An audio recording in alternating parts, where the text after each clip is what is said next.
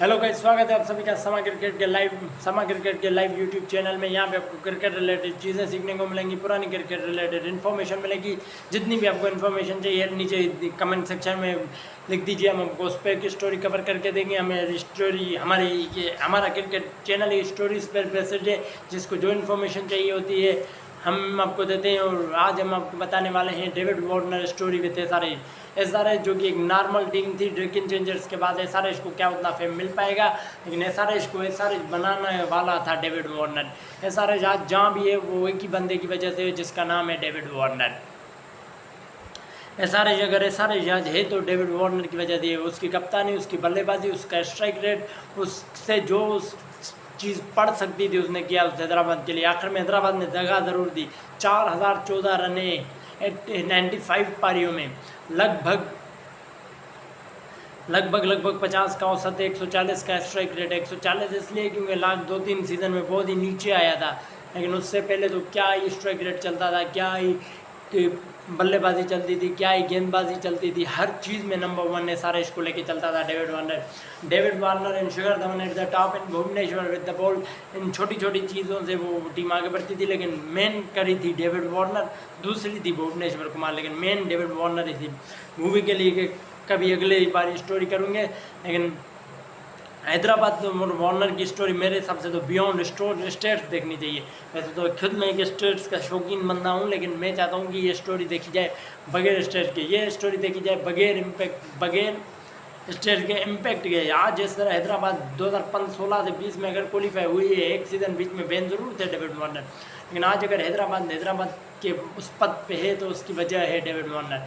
चलिए आपको शुरू से बताते हैं, मैच दर मैच आपको बताएंगे। अगर किसी में कुछ खास हुआ तो डेविड वार्नर रिलेटेड तो वो तो स्पेशली बताना पड़ेगा, लेकिन आपको बताएंगे कि कैसे डेविड वार्नर आज एसआरएच डेविड वार्नर की वजह से। डेविड वार्नर को 2014 के मेगा ऑक्शन में दिल्ली रिलीज कर देती है, even though he was the highest run scorer for them, he scores 2 centuries for them. David Warner अपनी पहली हैदराबाद की पारी में 32 रन बनाते हैं, 36 गेंदों में टॉप ऑर्डर थे, 2 आउट जल्दी हो जाते हैं, इसीलिए थोड़ा धीमा खेलते हैं, लेकिन उतना स्कोर नहीं बन पाता है। 133 ही बना पाती है। राजस्थान की टीम चेस कर जाती है, लेकिन उसमें भी उनको दिक्कत ज़रूर देते हैं भुवनेश्वर कुमार, डेलेस्टन। बॉलिंग लाइनअप इनका तगड़ा होता है, ये बॉलिंग पे टीम हैवी रिलाई होती है इन 2 ईयर्स। बाद में अभी ये बैटिंग टीम ज़रूर बन गई है, वो चेस कर जाते हैं। अगली मैच में 12 गेंदों में केवल 8 ही रन, 194 के चेस में हैदराबाद की टीम ये मैच भी आ जाती है। सबको लग रहा होता है कि ये तो वैसी ही है जैसी मतलब पिछले सालों में थी, पिछले साल क्वालिफाई भी किया था, इस बार वो भी करेगी या नहीं, मुश्किल रहा होता है, लेकिन देखते हैं आगे क्या होता है। फिर आता है तीसरा मैच डेविड वार्नर का हैदराबाद के कलर्स में। अपना पहला 45 गेंदों में 58 रन वो बनाते हैं। 45 गेंदों में 58 रन बनाते हैं, 39 गेंदों में अपना अर्धशतक पूरा कर देते हैं। धीमा ज़रूर होता है, लेकिन एरन फिंच और उनकी 135 रन की पार्टनरशिप इतना इंश्योर कर देती है कि वो 184 के रेस्पेक्टेबल टोटल में दुबई जैसी पिच पे डे गेम में पहुंच जाते हैं, जिसके चलते हैदराबाद के कलर्स में ये डेविड वार्नर की पहली जीत है। 185 के टारगेट में दिल्ली रेड डेविल्स फाइट ज़रूर कर देती है, लेकिन वो 4 रन से वो मैच हार जाती है। अगला मैच आता है चेन्नई सुपर किंग्स के खिलाफ। डेविड वार्नर तीसरी ओवर में रशीद नायक गेंद पे बोल्ड हो जाते हैं, तीसरी गेंद पे 2 गेंदों में 0। फिर अगला मैच आता है मुंबई इंडियंस के खिलाफ। उस मैच में टॉप ऑर्डर से जल्दी 2 विकेट चल जाती है। पता नहीं डेविड वार्नर जैसे एक्सप्लोसिव ओपनर को सनराइजर वाले मिडिल ऑर्डर में क्यों यूज़ कर रहे हैं। ये स्ट्रेटजी मेरी तो थोड़ी समझ से परे थी, आपको समझ आ रही है तो वो आपकी राय हो सकती है। मेरी समझ से तो परे डेविड वार्नर जैसा बल्लेबाज मिडिल ऑर्डर में नहीं, टॉप ऑर्डर में खेलना चाहिए। 51 गेंदों में वो 65 रन बनाते हैं, 172 तक अपनी टीम को लेके जाते हैं, जिसके चलते मुंबई इंडियंस बाद में फाइट बैक ज़रूर कर देती है, लेकिन 15 रन से हैदराबाद ये मैच जीत जाती है। दूसरा अर्धशतक डेविड वार्नर के लिए और दूसरा मैच ही सनराइजर जीतती है। अगले मैच में फिर अर्धशतक आता है डेविड वार्नर का, 49 गेंदों में 61 रन की पारी, जिसके चलते 157 बना जाती है। हैदराबाद की टीम हैदराबाद को मैच जीतना चाहिए, लेकिन आरसीबी की तरफ से बैटिंग करते हैं AB डिविलियर्स। प्राइमियर्स डेलेस्टेन के चल रहे होते हैं, उसमें उनको कूटना मतलब अनबिलीवेबल होता है। जैसे 2012 में इकोनॉमी ड्रैगन की तरफ से जब खेलते थे, इकोनॉमी उस सीज़न 6.6 की थी, उस सीज़न उनको डोमिनेट किया था डेविड डिविलियर्स ने। यहाँ भी 24 रन का ओवर, जब 2 ओवर में 28 रन चाहिए होते हैं, और ये मैच आसानी से अपनी टीम को जिता देते हैं, मतलब आखिरी ओवर में आसानी से ही जिता देते हैं। 89 not out of 41। AB de Villiers का तो क्या ही कहना है, इतने लो स्कोरिंग मैचेस में उनका स्ट्राइक रेट लगभग 180 प्लस का चल रहा होता है। अगला मैच आता है किसके खिलाफ होता है, अगला मैच राजस्थान के खिलाफ होता है। ये टीम 133 ऑल आउट हो जाती है, 7 गेंदों में 6 रन डेविड वार्नर बनाते हैं, लेकिन भुवनेश्वर कुमार, यहाँ पे डेविड वार्नर को शायद कप्तानी भी मिलती है इस मैच के लिए शिखर धवन के निकल की वजह से। 7 गेंदों में 6 रन बनाते हैं भुवी, लेकिन वो डेविड वार्नर, लेकिन भुवी की शानदार गेंदबाजी की वजह से ये मैच हैदराबाद आराम से जीत जाती है। अगले मैच में Dale Steyn Bhuvneshwar Kumar again Delhi को रिस्ट्रिक्ट करते हैं 143 तक। मैच क्योंकि बारिश की वजह से 5 ओवर में 44 रन का टारगेट आता है, मैच फर्स्ट थोड़ा दूर हो जाता है। जब आई थिंक 9 गेंदों में 18 रन चाहिए होते हैं, डेविड वार्नर एक चौका मारता है, फिर नमनदीप 2 छक्के मारता है आखिरी ओवर में। मैच आसानी से ये लोग जान रिलैक्स होकर जीत जाते हैं इन दी एंड, लेकिन मैच फंसता थोड़ा ज़रूर है। डेविड वार्नर के अब तक 8 मैचों में 242 ही रन हुए हैं, लगभग स्ट्राइक रेट 120 की है, लेकिन यहाँ से डेविड वार्नर एक अलग ही डेविड वार्नर दिखते हैं। पिचेस इंडिया की फ्लैट होती हैं कंपेरेटिव की दुबई में, यहाँ पे आई थिंक हैदराबाद को ये मैचेस जीतने चाहिए थे।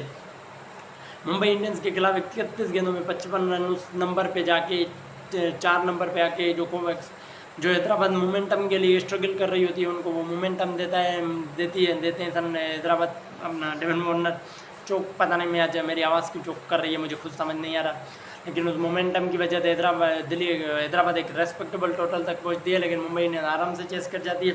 हैदराबाद को प्लेऑफ में जाने के लिए 5 में से 4 या तो रन रेट के साथ 3 जीतने होते हैं, अलग मुश्किल रहा होता है। लेकिन अगली के मैच में डेविड वार्नर 23 गेंदों में 44 रन बनाते हैं, जिसके चलते उन्हें ऐसा स्कोर मिलता है, 200 प्लस का स्कोर हैदराबाद पोस्ट कर देती है सीज़न में पहली बार, और ऐसा लग रहा होता है कि वो मैच आराम से जीत जाएंगे, लेकिन सामने होती है Kings 11 Punjab and Kings 11 Punjab of 2014, तो मतलब कह सकते हैं अनबीटेबल ही है।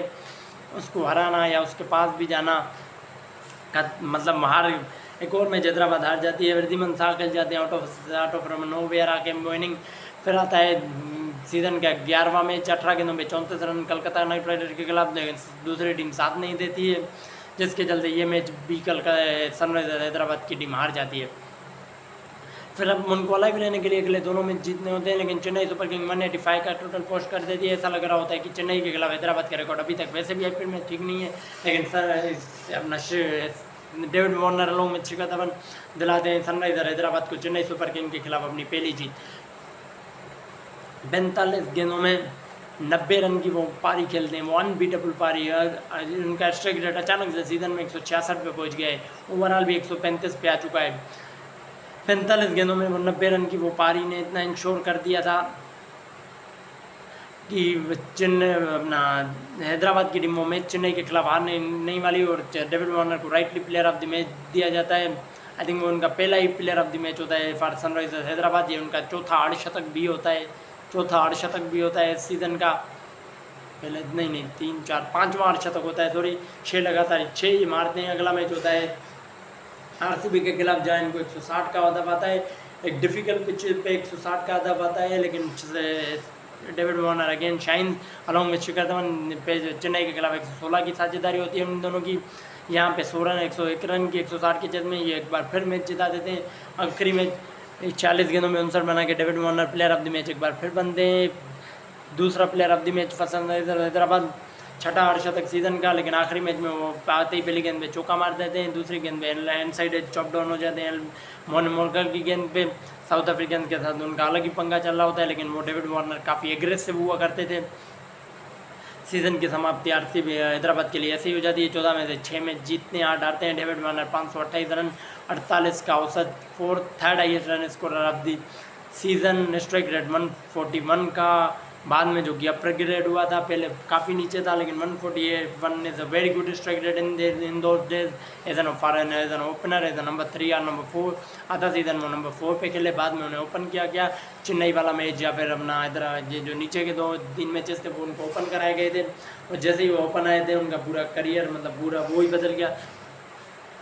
2015 में उनको हैदराबाद के लिए लेकिन कैप्टन मुकर्रर किया होता है। 2014 की परफॉर्मेंस वार्नर की तो अच्छी होती है, भुवी की भी अच्छी होती है, लेकिन as a team, as a collective team जो होती है हैदराबाद की परफॉर्मेंस वो उतनी अच्छी नहीं होती है।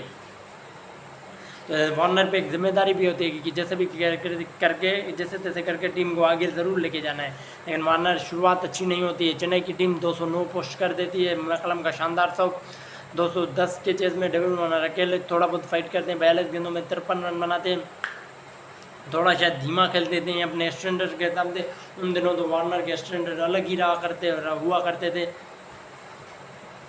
और फिर आता है अगला सीज़न, अगला मतलब मैच जहाँ पे 171 आरसीबी की टीम पहुँच कर देती है। सबको यही लगता है कि क्या वार्नर धीरे खेलेंगे, लेकिन वार्नर 27 गेंदों में 57 रन लगातार दूसरा अर्धशतक अपने इनिंग का, जिसके चलते उनको गले में हाथ थोड़ी लगता है किचकिचे। 27 में 57, 172, 17.2 में आरसीबी की टीम चेस कर जाती है। और ये मैच आरसीबी के खिलाफ हैदराबाद चेस कर जाती है और डेविड वार्नर को मिलता है rightly player of the match. अगले मैच में वो 14 गेंदों में 21 रन बनाए जाते हैं। ये लोग राजस्थान से लास्ट बॉल थ्रिलर हार जाते हैं। 20 गेंदों में 28 रन, एक और लास्ट बॉल थ्रिलर, एक गेंद में 5 रन चाहिए होते हैं। एंजलो में से उसकी गेंद पे मोइज़ेस हेनरिक्स आउट हो जाते हैं। लगातार 2 मैच हारने के बाद ये टीम कोलकाता से खेलने जाती है, जिनसे अभी तक आईपीएल में ये लोग एक भी मैच नहीं जीते हैं। तो प्रेशर पूरा इन पे, लेकिन डेविड वार्नर, शिखर धवन के 130 की साझेदारी, 55 गेंदों में 91 रन, डेविड वार्नर के 12 ओवर में 118 रन आते हैं चेस के लिए इससे कोलकाता को, लेकिन बचा जाती है उनकी गेंदबाजी। 20-21 रन से ये लोग मैच आराम से जीत जाते हैं। Player of the match rightly so David Warner को मिलता है। दूसरा मैच जीत दूसरी प्लेयर ऑफ द मैच 55 गेंदों में 91 रन, लेकिन कमाल की ये इनिंग होती है। ये इनिंग आप अगर देखेंगे, सनराइजर पेन 91 आउट ऑफ 176, टोटल 176 टीम बना देती है। लेकिन David Warner was a different beast in SRH colours, मैंने आपको पहले ही बोला है। डेविड वार्नर जितना अच्छा खेलते हैं एसआरएच के लिए, जितना खेले उतनी शायद उनको रिस्पेक्ट मिली नहीं। आईपीएल क्योंकि इंडिया का लीग है तो उतना उनको फेम मिला नहीं, लेकिन इन दिनों तो खैर अलग ही चर्चे हुआ करते थे डेविड वार्नर के। और जितनी बात की जाए उतनी कम है डेविड वार्नर की। अगले मैच में 7 गेंदों में 9 रन बनाते हैं। फिर हैदराबाद की टीम हार जाती है। ऐसा लग रहा है कि हैदराबाद की जो सक्सेस का मेन कारण है वो मतलब नाम हैदराबाद का वो डेविड वार्नर पे टिका है। 6 मैचों में 259 रन में अभी रन बना चुके हैं। अगला मैच होता है किंग्स 11 पंजाब, एक लो स्कोरिंग मैच होता है, लेकिन वार्नर का गेम को एक फुल नॉक 41 गेंदों में 58 रन का लगा, ये उनका चौथा अर्धशतक होता है सीजन का, जिसके चलते हम बना जाती है हैदराबाद की टीम 150 रन। और टर्न बॉल की शानदार गेंदबाजी, वो अलग ही फॉर्म में चल रहे होते हैं through out the world cup. हम 2015 देखा होगा, उसके चलते वो प्लेयर ऑफ द मैच बनते हैं।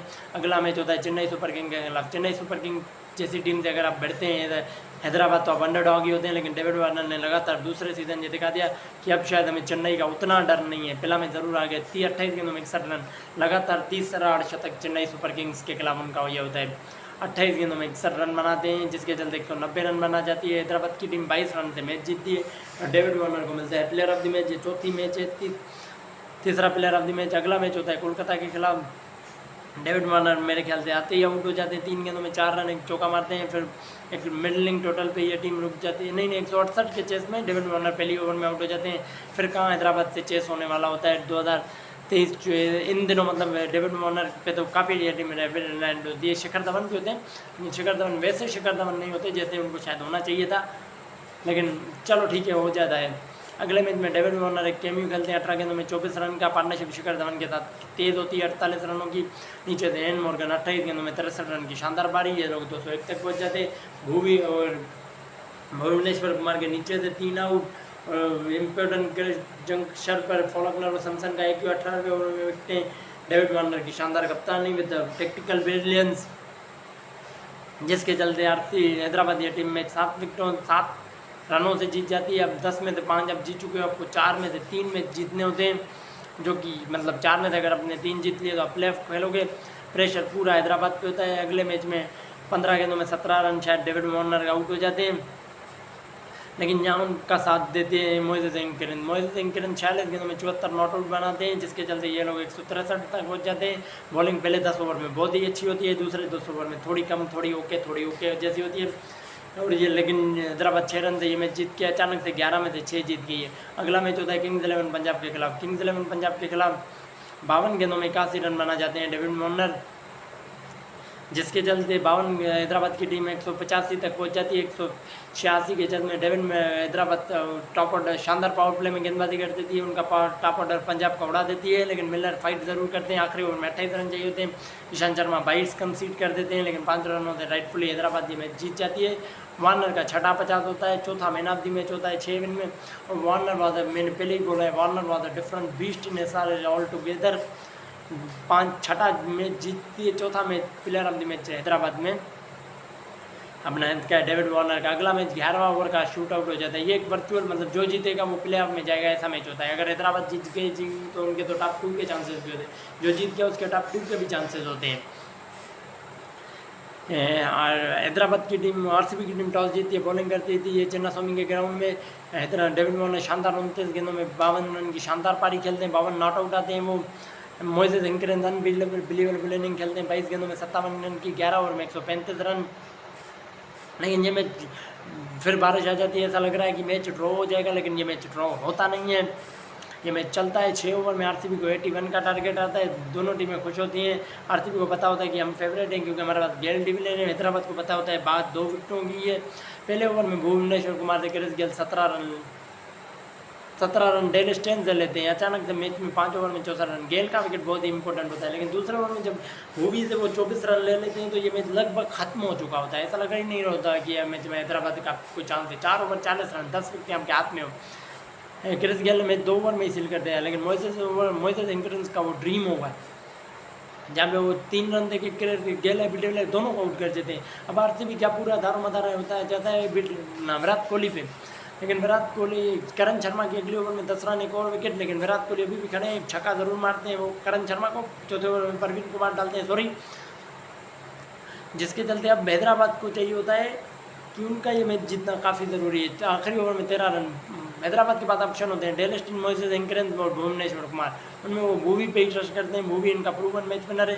लेकिन यहाँ पे शायद भुवनेश्वर कुमार से थोड़ी गलती हुई, वो हैदराबाद का क्वालिफायर भी चूक गए और शायद हैदराबाद के लिए आगे दरवाजे भी वो कैसे होता है क्योंकि 2 में से चाहिए तो 1 मैच आप कहेंगे वो, इसलिए क्योंकि आखिरी मैच होता है मुंबई इंडियंस। और मुंबई इंडियंस जिस तरह के फॉर्म में आ रही होती है वो सबको रोकती हुई चली जाती है। अगर हैदराबाद के लिए ओनली ऑप्शन ये भी होता है कि वो अगर ये मैच हार भी जाते हैं और उधर से मुंबई इंडियंस कलकत्ता से 1 दिन पहले हार जाती तो, लेकिन वो भी नहीं होता। और लास्ट फ्राइडे पे तो आई थिंक IPL में अमूमन मतलब 14, 15, 16, 17 इनमें तो हैदराबाद का ही राउंड होता है। फ्राइडे संडे पे नहीं थर्सडे पे था, थोड़ी माई मिस्टेक। ये 1-2 सीज़न ही होता है तो मैं थोड़ा कंफ्यूज हो गया। लेकिन 4 गेंदों में 12 रन चाहिए होते हैं। पहले भूवी वाइट यार कट डालते हैं, विराट कोहली लास्ट मोमेंट पे ऐसे जाके ऑफ साइड पे कट कर देते हैं। थर्ड मैन बैकवर्ड पैन की जानिब से चौका, फिर फाइनल लेग पे चौका, 2 गेंदों में 4 रन, फिर आता है वो मोमेंट। शायद डेविड वार्नर हैदराबाद के लिए मैच विनर जरूर रहेंगे, लेकिन तब तक के लिए उन्हें क्रिटिसाइज किया जाता है। उनकी मतलब ओवर एग्रेशन ऑस्ट्रेलियन इंडियंस को ज़्यादा वैसे भी पसंद नहीं, आप जानते ही हैं। और फिर विराट कोहली शॉट मारते हैं, सीधा डेविड वार्नर के पास कैच जाता है, वो उससे कैच पकड़ के उसको सेलिब्रेट करने चले जाते हैं। सेलिब्रेशन के चक्कर में उनका जो पाँव है 1 कदम पहले रखता है, गिरता है, फिर वो अगला कदम पीछे लेते हैं सेलिब्रेशन के चक्कर में।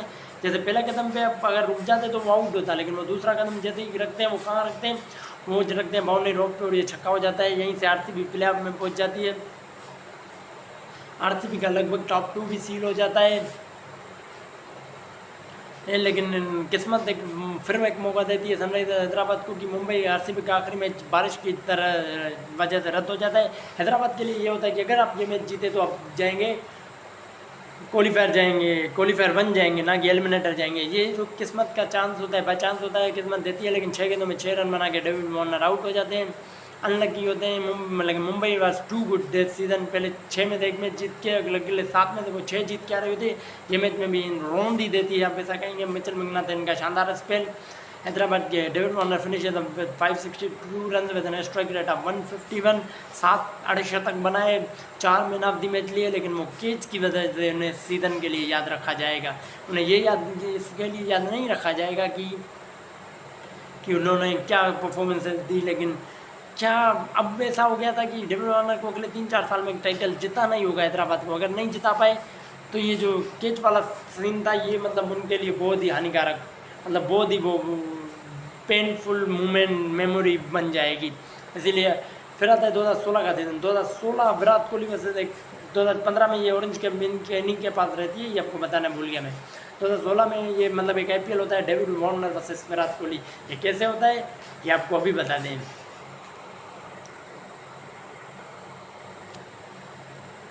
तो हम आ रहे हैं जैसा समझ लीजिए एंगल चेंज करके आ रहे हैं। 2016 में होता है ये हो जाता है यार royal challenger Bangalore versus SRH, पहला ही मैच होता है Virat Kohli versus David Warner. ये सीज़न कहता होता है विराट कोहली का 2016 का ड्रीम सीज़न जाता है, इवन एबी डिविलियर्स का ड्रीम सीज़न जाता है। उन पे कभी और किसी और दिन बात करेंगे। आज बात करते हैं डेविड वार्नर की। डेविड वार्नर अपने पहले ही मैच में जब RCB 287 रन बना देती है, 227 आखिर की एबी डिविलियर का वो 42 गेंदों में 82, विराट कोहली का 75, लेकिन डेविड वार्नर 25 गेंदों में 58 रन बना के वो अपनी पारी को 25 गेंदों में 58 रन नहीं बनाते हैं। लेकिन जैसे ही जब तक वो 6.2 ओवर तक ही रहते हैं, 71 पे उनका विकेट गिरता है या 7.2 में 77 पे, यहीं पे 76 में 150 पर बाकी टीम से बनने वाला नहीं होता है। आई थिंक डिफरेंस होता है सरफराज खान का, वो 10 में 35 वो जो नीचे बना जाते हैं ना। लेकिन इन दी एंड हैदराबाद ये मैच हार जाती है। अगला मैच 12 गेंदों में 13 रन कोलकाता के खिलाफ बनाते हैं, वो मैच भी हैदराबाद हार जाती है। लगातार आप 2 मैच हार गए हो। आपकी बॉलिंग लाइनअप दिखती है हैदराबाद की बहुत अच्छी है। इवन मतलब Bhuvneshwar Kumar, Mustafizur Rahman as an pacer, Karan Sharma as an spinner. Karan Sharma बाद में पता नहीं क्यों नहीं खेलते, मेरे ख्याल से इंजरी हो जाती है उनको, वो नहीं खेलते। इसके चलते हैदराबाद की जो टीम होती है वो ऐसी आधी दिखने लगती है। लेकिन तीसरे मैच में वो बॉलिंग अच्छी कर देती है, मुंबई इंडियंस को 144 पे रोक देती है।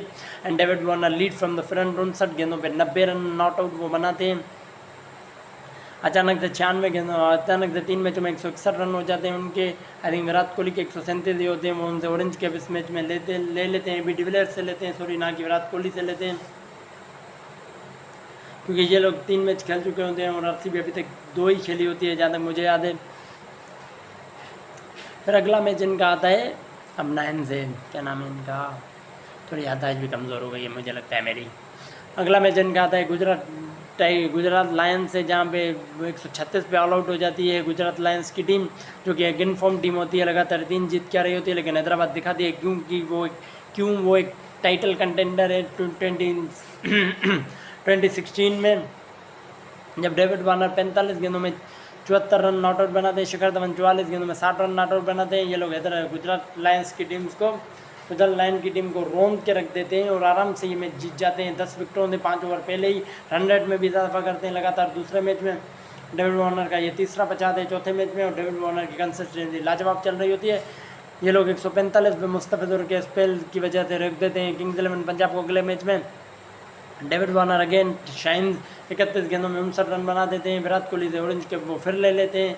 जब इनका मैच होता है तो ये ले लेते हैं, उनका चौथा मैच पहले इनके, तीसरे के बाद Virat Kohli I think AB de Villiers लेते हैं जहाँ तक मुझे याद है। 249 उनके होते हैं, नहीं विराट के कितने होते हैं, 187 होते हैं, विराट लेते हैं। फिर ये 74 मार के ये लेते हैं, फिर ये 31 गेंदों में 59 मारते हैं। एक और जीत लगातार, तीसरा अर्धशतक इनका, लगातार तीसरी जीत सनराइजर हैदराबाद की। अभी तक इनका जो स्ट्राइक रेट है वो लगभग कितना 229 में 386 कितना होगा, 29 गेंदों में 36 कर लो, लगभग 170 का चल रहा था, 170 का स्ट्राइक रेट चल रहा होता है। छठे मैच में चौथी गेंद पे 0 पे आउट हो जाते हैं, जिसके चलते ऑरेंज कैप की लीड में विराट कोहली को बहुत आगे लीड हो जाती है। वो सेंचुरी बना देते हैं वहाँ पे, एबी डिविलियर अपना लगे रहते हैं और हैदराबाद ये मैच भी हार जाती है। लेकिन 7वां मैच इनका RCB के साथ होता है, जो कि RCB का आई थिंक 6वां मैच होता है।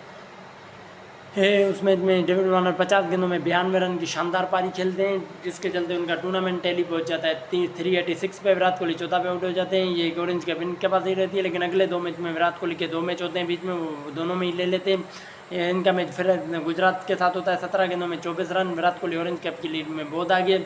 अब ये ऑरेंज कैप का मामला नहीं रहा, ये निश्चित हो चुका था कि ऑरेंज कैप तो विराट कोहली लेंगे। जब अगले दिन वो पुणे को सेंचुरी मारते हैं, लेकिन 17 गेंदों में 24 रन बनाते हैं। 17 गेंदों में 24 रन डेविड वार्नर बनाते हैं अगेंस्ट गुजरात लायंस।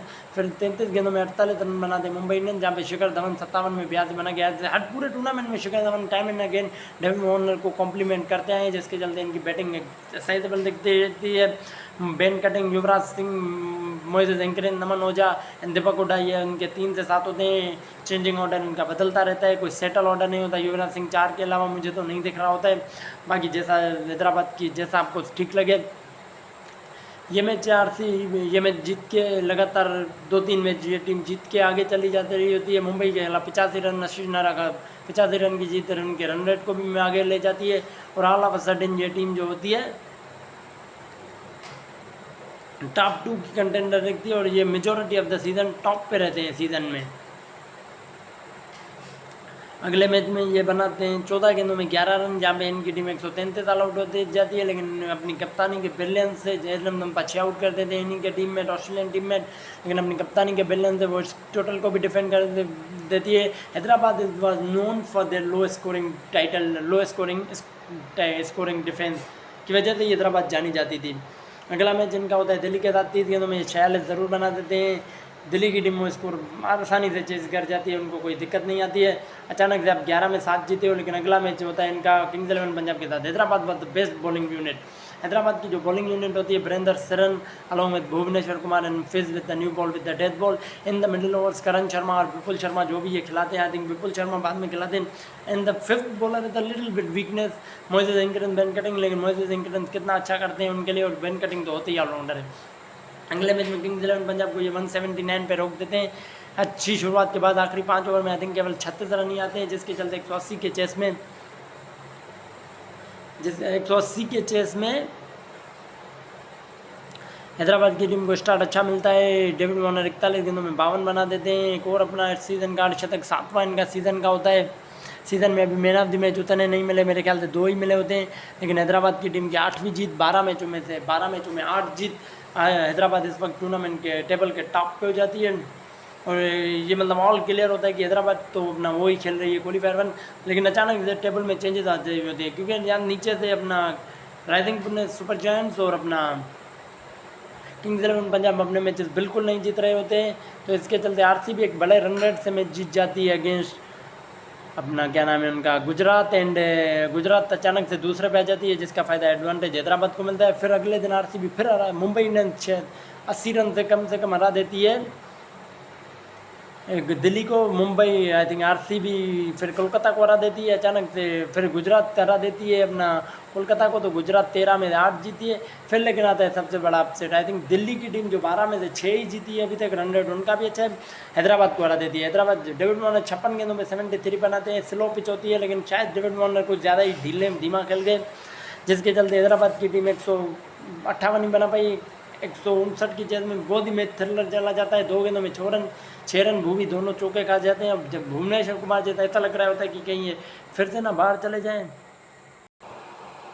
सॉरी क्या इस लाइट का थोड़ा इशू हो गया था, इसलिए थोड़ा बीच में पॉज कर लिया, लेकिन वीडियो को वहीं से कंटिन्यू करते हैं। जब आप अचानक से आप आखिरी 3 ही मैच टूर्नामेंट के रहते हैं और टॉप कोई पोजीशन फिक्स नहीं होती है हैदराबाद के लिए, कि ये होता है कि आप मतलब प्ले ऑफ में तो आप पहुंच चुके हो। I think Hyderabad white team होती है जो प्ले ऑफ में पहुंच जाती है, हैदराबाद पे इतने टाइम तक क्यों नहीं होता। हैदराबाद शायद अर्ली टीम होती है, 6 टीमें कंटेंशन में होती है। हैदराबाद का एलिमिनेशन का चांस कौन सा होता है, क्योंकि आरसीबी दिल्ली का मैच आपस में होता है। मुंबई अगर जीत गई और आप अपना हार गए तो शायद ये होता है कि ये एलिमिनेट होगी, क्योंकि वहाँ से एक टीम आनी है, यहाँ से मुंबई और गुजरात तो फिर एलिमिनेट होनी है, लेकिन हैदराबाद थ्रू हो जाती है जब अपना वो जीतती है ना। ये सारी टीमें जब कोलकाता हारती है ना उनसे अपना गुजरात से, तब ये हो जाता है कोलकाता तो गुजरात से हारती है, तो हैदराबाद मतलब जिस दिन पंजाब को हरा देती है उसी दिन शायद थ्रू हो जाती है। अब मुझे इतना याद नहीं एग्जैक्टली, लेकिन जैसे ही वो हार जाती है अपना गुजरात मुंबई को हरा देती है तो वो अपना टॉप 2 कंफर्म कर लेती है। अब हैदराबाद को ये चाहिए होता है कि अगर वो अपना मैच जीते तो वो आ जाएंगे टॉप अपना टॉप 2 में, कोलकाता की टीम बाहर हो जाएगी, हैदराबाद आ जाएगी टॉप 2 में, और मुंबई इंडियंस नीचे से आ जाएगी एलिमिनेटर में along with winner of RCB and face winner of RCB and Delhi. लेकिन ऐसा कुछ होता ही नहीं है किसी टीम के लिए, क्योंकि हैदराबाद वो मैच हार जाती है। 172 के चेज में वार्नर अर्ली आउट हो जाते हैं 16 गेंद में 18 बना के, लेकिन जब वो भेजा जाता है 5 ओवर में ऑलरेडी ये टीम अच्छा स्कोर बना लेती है। शिखर धवन एक अनबिलीवेबल नॉक खेल रहे होते हैं 30 गेंदों में 51 रन, जब तक वो होते हैं तब तक ये टीम मैच में होती है। क्या नमन ओझा का एक्सपेरिमेंट फेल हो जाता है 3 नंबर पे 25 गेंदों में 15 ही बना पाते हैं। हैदराबाद की टीम अचानक से क्वालीफायर खेलने वाली team, best bowling unit team अचानक से क्वालीफायर मतलब वो अपना एलिमिनेटर में आ जाती है, जिसका उनको बहुत ही भारी नुकसान होने वाला होता है। लेकिन उनका सामने नीचे से आरसीबी एक अलग ही लेवल पे आ रही होती है। विराट कोहली के 900 प्लस रन हो चुके हैं सीजन में, एबी डिविलियर के 605 लगभग करीब 600 रन हो चुके हैं। आरसीबी की टीम अचानक से 4 में से 4 जीत के रन रेट के साथ आ रही थी। डेविड वार्नर का मुझे आज भी वो प्रेस कॉन्फ्रेंस याद है, इन दैट नाइट जब कोलकाता से हार के कि विराट कोहली मेरा सब कुछ ले गया, is Aussie straight to face. पिछले साल मैंने उनका कैच पकड़ा, फिर वो आ गया। इस बार भी ऐसा ही लग रहा है कि आरसीबी टाइटल जीतेगी, लेकिन we will come back stronger. और ये जो वर्ड होते हैं ना डेविड वार्नर के, आई थिंक जिन वर्ड्स ने शायद हैदराबाद के आईपीएल की किस्मत शायद बदल दी। शायद वो उस मोटिवेशन के साथ आए थे कि मुझे इस सीज़न जीतना है, मुझे इस सीज़न हर हाल में टाइटल जीतना है। थोड़ा आगे आ जाऊँ कि आपके लिए मुझे सही लग रहा है, आना पड़ेगा। क्वालीफायर 1 में डेविड वार्नर और मोइसेस इंग्रेंस की एक अच्छी सी पार्टनरशिप होती है। 41 गेंदों में 55 रन की, जिसमें मोइसेस का कंट्रीब्यूशन थोड़ा ज़्यादा होता है। 21 गेंदों में 31 रन। डेविड वार्नर 28 में 28 करके आउट हो जाते हैं। अचानक से डेविड वार्नर स्लो बन गए हैं, ऐसा लग रहा है। लास्ट 5 पारियों में 200 प्लस रन थे, लेकिन 125 की स्ट्राइक रेट है। 125 की स्ट्राइक रेट डेविड वार्नर पे सूट नहीं करती, लेकिन 162 तक ये टीम पहुंच जाती है। युवराज सिंह दीपक हुड्डा की 36 गेंदों में 48 रन की पार्टनरशिप, लेकिन फिर आता है वो क्रूशल मोमेंट पे 2 ब्रेक थ्रू जो कि मोइसेस इंग्रेंस दिलाते हैं, और नीचे से भुवनेश्वर की शानदार गेंदबाजी 22 रन से ये मैच जीत जाते हैं।